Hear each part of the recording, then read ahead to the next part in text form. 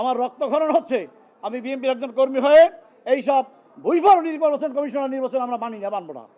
সংক্ষুব্ধ এই প্রার্থীর অভিযোগ, আপিল শুনানির সময় নির্বাচন কমিশনাররা তাকে অবহেলা করেছেন। তিনি দাবি করেন, সব প্রমাণ থাকার পরও কমিশন তার মনোনয়ন বাতিল করেছে।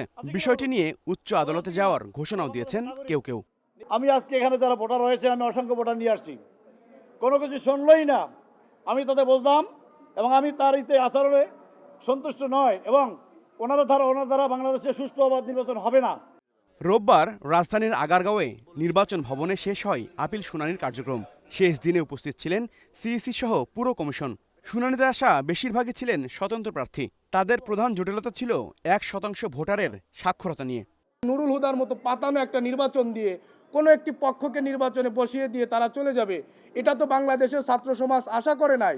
নির্বাচন কমিশনের কাছে অভিযোগ করেছিল যে আমি তথ্য গোপন করেছি। বিদেশে কোনো ঘটনা ঘটলে মামলা আমলে নিতে পারে না, আমলে নিতে হলে স্বরাষ্ট্র মন্ত্রণালয়ের অনুমোদন লাগবে। এই কথা শোনার পর নির্বাচন কমিশন বললেন যে আপনার মনোনয়ন বৈধতা। ঋণ খেলাপির দায়ে চট্টগ্রাম 2 আসনে বিএনপি প্রার্থী সারোয়ার আলমগীর এবং দ্বৈত নাগরিকত্বের কারণে কুমিল্লা 10 আসনে আব্দুল গফুর ভুঁইয়ার মনোনয়ন বাতিল করা হয়েছে।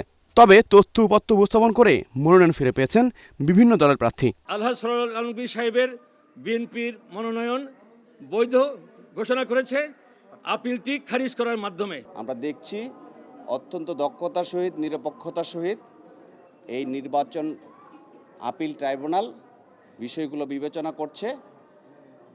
রিটার্নিং কর্মকর্তা যেই ছোট ছোট ভুলগুলোর কারণে আমাদের প্রার্থিতা বাতিল করেছিল, তারা এটা সংশোধন করে আমাদের প্রার্থিতাকে বৈধতা দিয়েছে। এদিকে বিভিন্ন অনিয়মের অভিযোগ এনে নির্বাচন কমিশন ঘেরাও কর্মসূচি করেছে ছাত্রদল। তাদের দাবি, বিশেষ 2টি দলের দিকে ঝুঁকে পড়ছে কমিশন।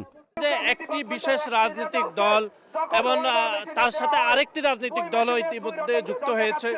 তারা নির্বাচন কমিশনের কাছে এসে কোনো বিষয়ে যদি দাবি দাওয়া করে থাকে, নির্বাচন কমিশন যৌক্তিক দাবি থেকে সরে গিয়ে সেই বিশেষ রাজনৈতিক গোষ্ঠীর চাপে পড়ে তারা সেই সিদ্ধান্ত গ্রহণ করেছে। বিতর্কিত সিদ্ধান্তে তারা চলে যাচ্ছে বলে আমাদের মনে হচ্ছে। ছাত্রদল নেতাকর্মীরা বলছেন, শক্ত অবস্থানে না গেলে ভালো ভোট আয়োজনে ব্যর্থ হবে নির্বাচন কমিশন। হাবিবুর রহমান অফি, স্টার নিউজ, ঢাকা।